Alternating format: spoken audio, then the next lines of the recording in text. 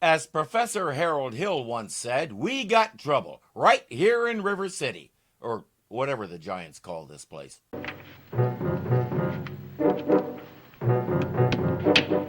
The way these giants are freaking out and doing stuff like this, you'd think all the Earthlings were named Butch Cassidy or Black Bart or Al Capone. Why is it so essential to catch them? Our gang has heard the hammering and are off to investigate the source of the sound. Come on, Mr. Fitzhugh, we've got to keep up with the others. You go ahead. I'll be along in a moment. There was no reason whatsoever to drag me out of a sound sleep because of some ridiculous noise. As I said, most of our gang has heard the hammering and are off to investigate the source of the sound. But it could be something dangerous to us. Nonsense, my boy. It was merely some natural phenomenon of the woods. Lots of things in the woods make metal-on-metal sounds. Tell him a few of them, Fitzhugh. Fitzhugh? Run along. Go ahead. As if. He knows somebody has to babysit Fitzhugh, and he and Chipper are the most qualified. Mostly because they're willing to do it. What do you make of that?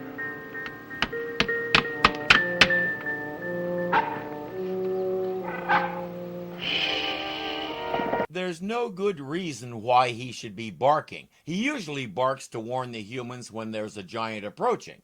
These guys aren't approaching. Or rather, they weren't approaching until they heard the barking. Steve sends Dan to warn Barry and Sleeping Beauty. Come on. We're going to try to get one of those posters. Why? What can you do with it? You can read it from right where you are, and that's all it's good for. Wake up, Mr. Fitzhugh. You can't stay here. Nonsense, my boy. Please, Mr. Fitzhugh, you've got to wake up. Yes, in a moment.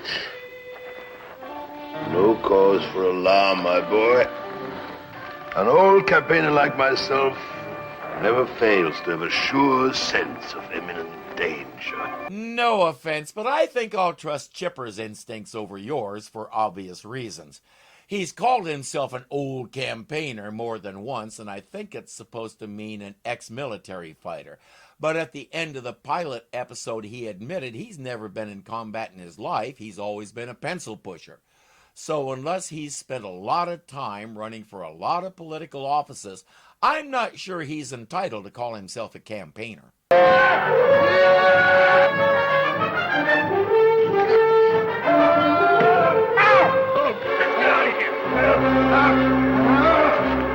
And he's going to be angry because the little people didn't want to get caught and made prisoners. How dare they want to live in peace? But with those posters up, the place is going to be flooded with newly minted bounty hunters. They have to get the ship operational so they can at least relocate to a safer place. They're low on food, which irks Fitzhugh to no end, but Steve says no looking for food. We look for materials. Everything else can wait. What do we need most to fix a ship, Mark? Well, metal mainly. Some kind of rigid steel for plating. Anything malleable for patching. We also need some quarter or half-inch tubing. Okay, you all heard him. Barry, you and the women do your searching close to the ship. Yes, sir. I'll team up with Mark. Fitzhugh, you go with Dan. Mark and Steve come upon a tent. The tubing we need. There might be a steel fishing rod in that tent. Might be giants, too.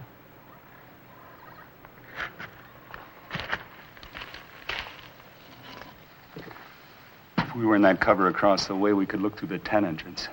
See if anyone's home. But we're not over there, we're here. Hold the fort. There are giants in it, all right. A man and his daughter who appears to be about 10-ish.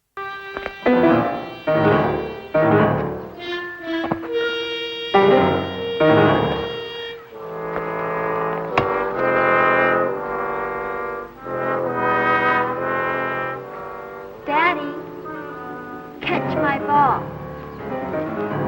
It's going to take more of a distraction than that for Mark to get away. Fortunately, Steve knows just the thing.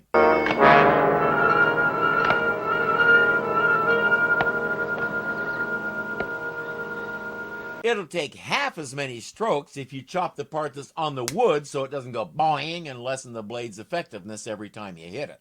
Still... Daddy! Daddy! It's hard to argue with success.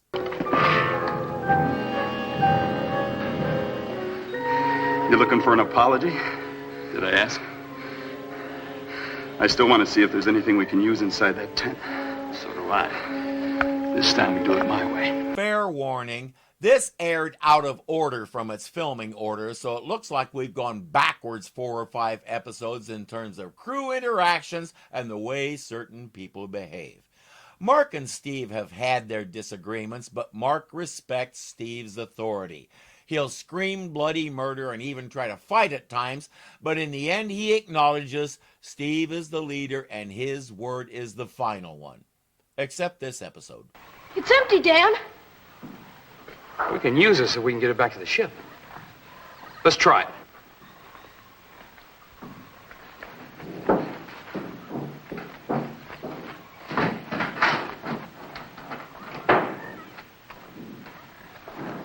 And it's round, so it rolls, which makes it a lot easier to move.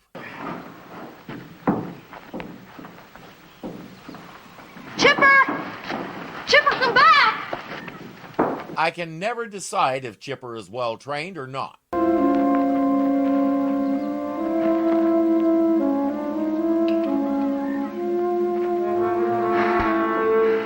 Now we know it's safe. But we'll go in as if we didn't know.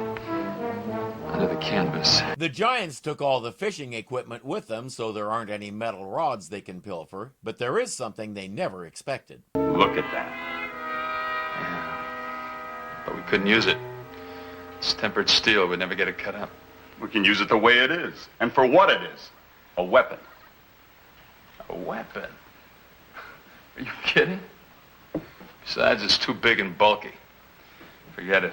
Mark isn't gonna forget it. He's determined he's gonna take that thing back to the ship and figure out how people 1/3 the size of the gun can aim and fire it.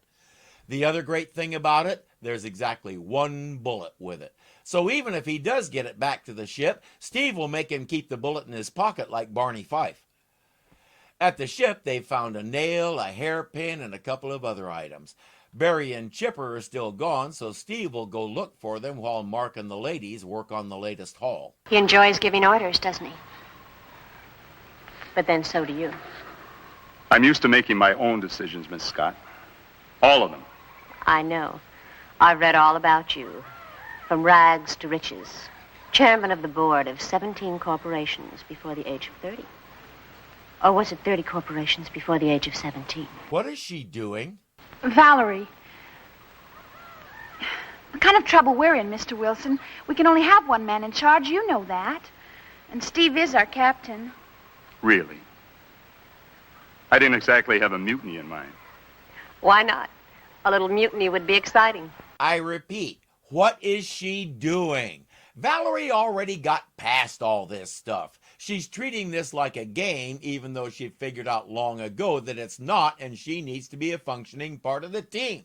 She pretty well got over the little rich celebrity who looks to lesser creatures for entertainment.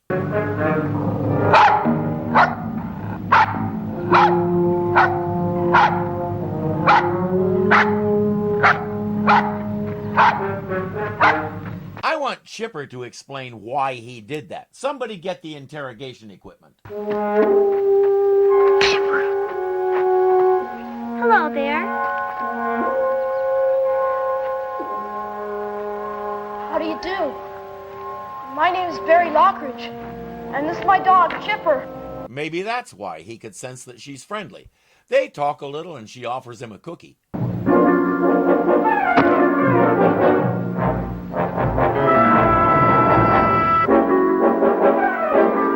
Thank you very much. It should last you about 2 months if Chipper doesn't eat the whole thing right there.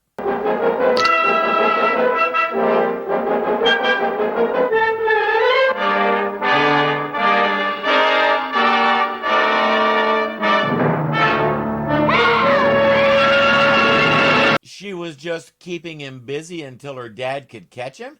It's impossible to read her expressions, and it's not going to get any easier. All the way to the end of the episode, I cannot figure this kid out.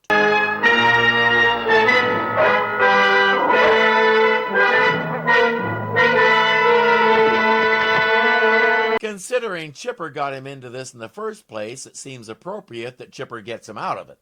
The girl is just standing there, alternately grinning at the fact that Barry got away and watching her dad search for him and not trying to help Barry get away.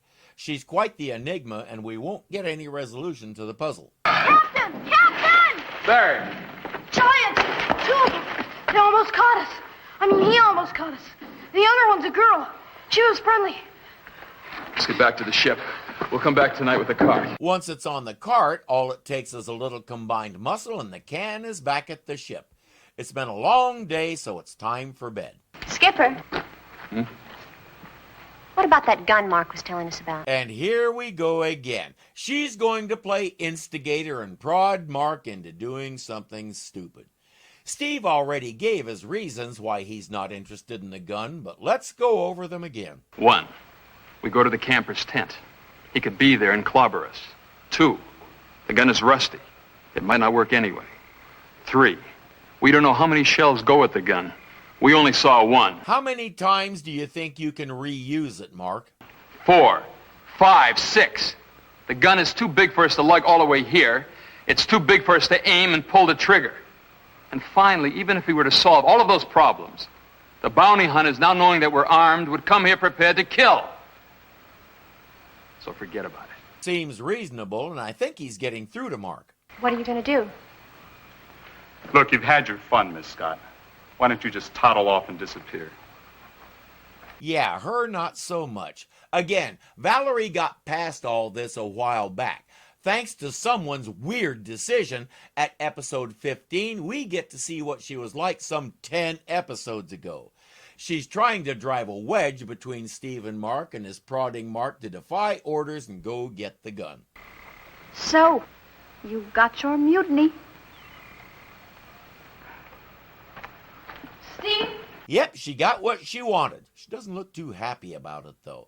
Steve is even less happy, but there's nothing to do but go after him and try to help him get the stupid thing. Fits you up on your feet. I distinctly remember leaving a call for 6:45. Come on, let's get with it. Mark my word, I'll never patronize this hotel again. We got a job to do. Job. What job? I keep telling people Alexander Fitzhugh is not Zachary Smith, and there's another example. Smith would have told him to get somebody else and refused to go. When there's a job to be done, Fitzhugh is listening. And once he hears the situation, he's out of bed and ready to go. He complains a lot, but he gets things done. That's the biggest difference between him and his small screen predecessor. He complains and does the stuff. Smith just complains. I repeat for the whatever time, don't try to make him someone else. Let him be his own character. It's your move, Captain. There's always tomorrow. Do you have any idea where the camper and the girl are? Maybe out night fishing. Who knows? Mr. Wilson, I was dragged out of a warm bed to help you out of a possible jam. You'd at least have a civil attitude. I'm not in a jam. I'm here to get this gun. Cool. We'll just kick back here and watch you figure out how. There's 1 of you, and its weight is equivalent to about 10 of you. You have 1 rope and 2 arms. Have at it, Superman. We have to take it over the top. With our ropes. Come on. It'll take a long time and make a lot of noise, but our friendly giant and her not friendly dad are out night fishing.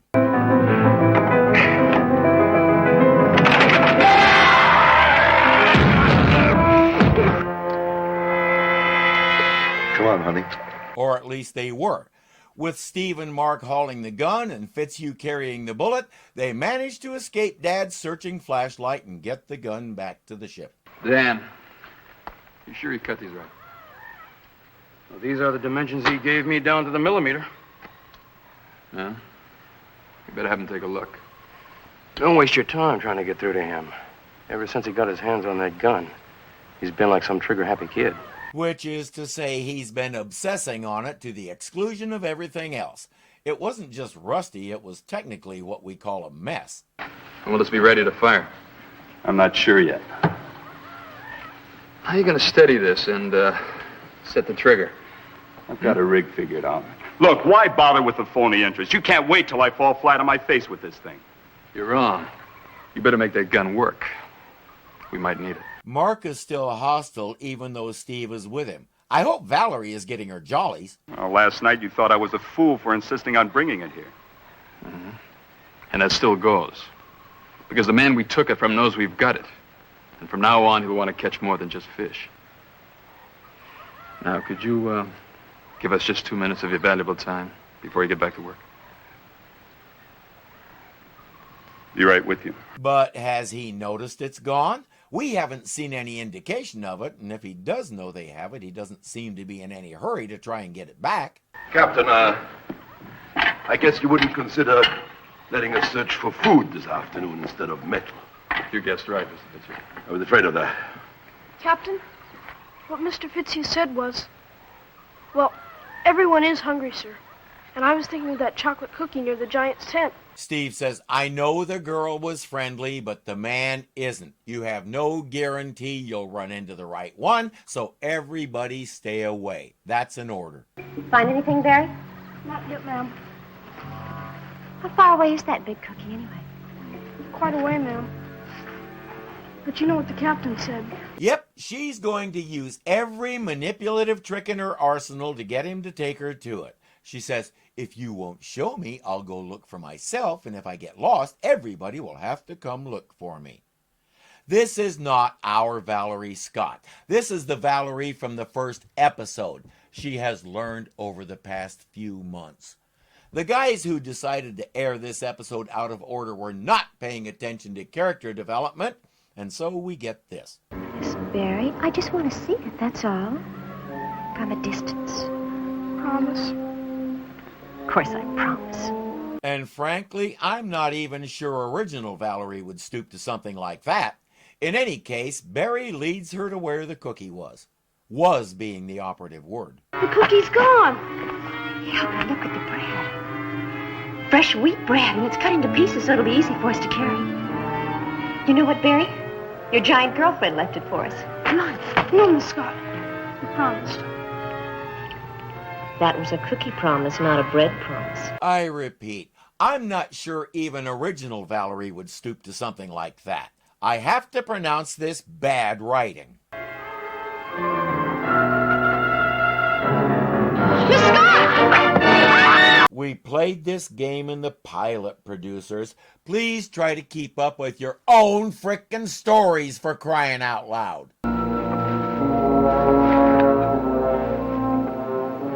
Please don't struggle. You'll hurt yourself.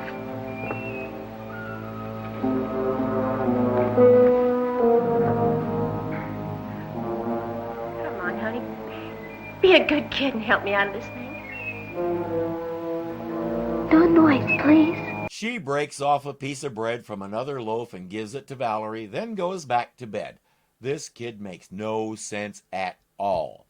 While Mark works on a sort of scaffolding that he's building for the gun, Steve, Fitzhugh, and Dan will go get Valerie. Look at the food! Shh. Forget it.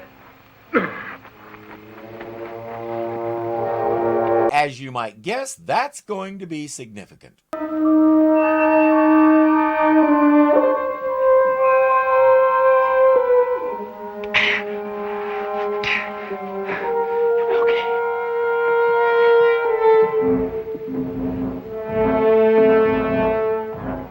She'll lay there and watch them escape with a little smile on her face. If she's okay with them escaping, why couldn't she release Valerie herself? This kid is a Gordian knot of contradictions that we'll never see resolved. My guess is she's scared of her dad, but that's just a wild guess based on a process of nothing.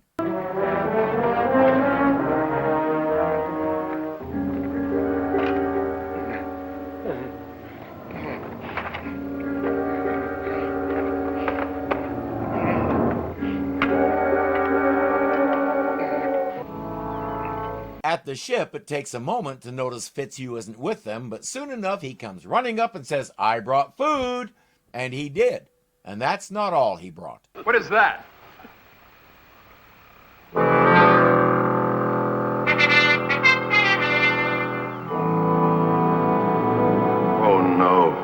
He also brought trouble. They race back up the trail, erasing footprints as they go, but Fitzhugh keeps making more. It's funny, we're decades ahead of them in things like electronic technology, but they seem to have invented a sticky powder that never runs out. Steve will have Fitzhugh go barefoot with them as far as they're able to erase the prints. Then he says, put your shoes back on and head in a different direction to lead them away from the ship. The giant is following the tracks while the girl stays in the tent. Good thing Fitzhugh's phony trail is working.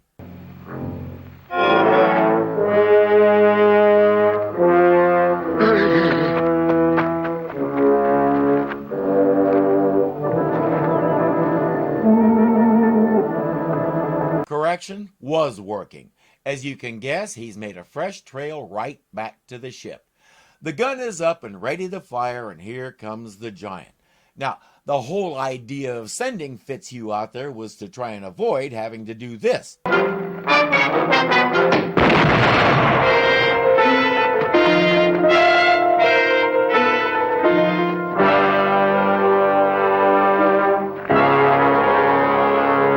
It doesn't look that bad, but he's bleeding and is probably going into shock. He stumbles back toward his tent, but collapses before he can get there. Doesn't look too serious, but who can tell? A wound like that's always serious. He could die without help. What about it? All right, I'll give you a hand. Never mind. I took Red Cross training one year when they were hard up. Mark is furious. He says, we help him, then he and his friends come after us again. No thanks. Well, what do you want us to do? I have to draw you a picture.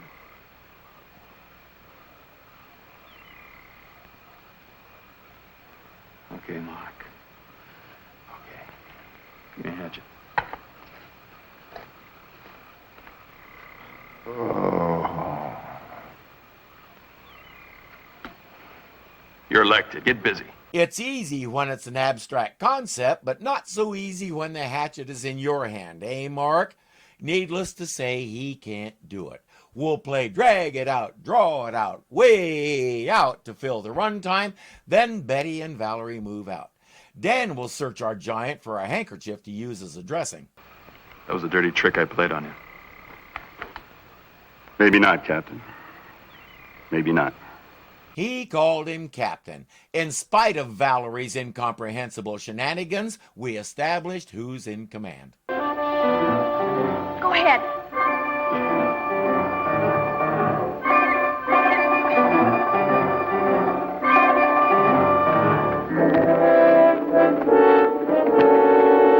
Valerie hopped over the side. Why is Betty going that way?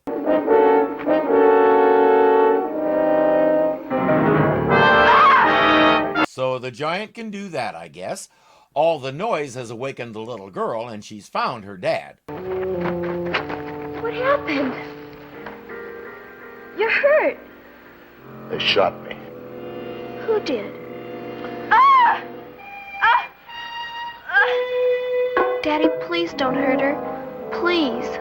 She deserves to be hurt. She and her friends shot me, I tell you. With my own gun. Yes, how dare they defend themselves? Just be glad you only brought one bullet. If that thing had been loaded, another 2 hours to pull the hammer back and they would have shot you again. Well, who bandaged you?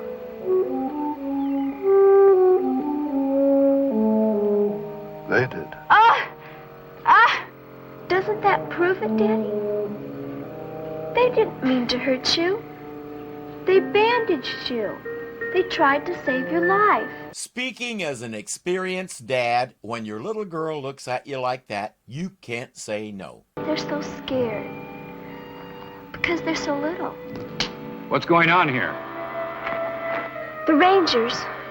Daddy, please don't tell them about the little people, please. He says I have to. And he's not wrong. He does have a gunshot wound to explain. The problem is he knows where the ship is and he's going to tell them. And you've got no idea where those little people hide out? No. Could you at least tell me which direction they took when they left here? Sure.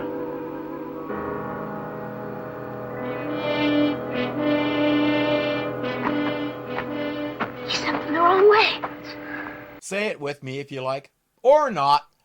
And if those two are off to look for little people instead of calling an ambulance for him, I hope he sues their butts off. All is safe now, and so's the ship. For the time being. If that remark is directed to me, sir, I most emphatically refuse to be insulted. Excuse me, sir. Is there any chance we can go 5 minutes without any two of you dudes butting heads? It's getting tiresome. I seem to remember. You brought back some bread, didn't you, sir? I did indeed, boy. I did indeed. At considerable personal risk.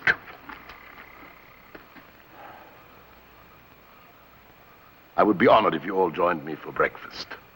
There's plenty for everyone. Apology accepted. Fitzhugh, let's go eat. It's obvious this episode was aired out of sequence because character development has gone into the crapper. Mark quit challenging Steve's authority quite some time ago, and Valerie had to grow up real quick, which she did. It was the 4th episode produced, so why it wasn't aired until the 15th week is beyond me, because this is a mess. It's the kind of thing that makes the viewers say, what the Hassenpfeffer is going on here? Do these people have any idea what they're doing? And then watch something else next week. It leaves me wondering who decided to make it the 15th episode and how much alcohol fueled the decision. Hey, thanks for watching. If you like what you see, please click the thumbs up. It really does help the channel. If you're not subscribed yet, the button looks something like this. So click it and join our little family. There's a bell there that may or may not actually work to give you notifications when we post something, but it can't hurt to click it just in case. You can also join our Patreon for as little as $2 a month and help me keep expanding and improving the channel. The link is in the description, along with links to a lot of other fun stuff I do. Again, thank you for watching, and I'll see you next time. To fill the runtime, then Betty? Yes. When Betty and Valerie get together, they're Bettery.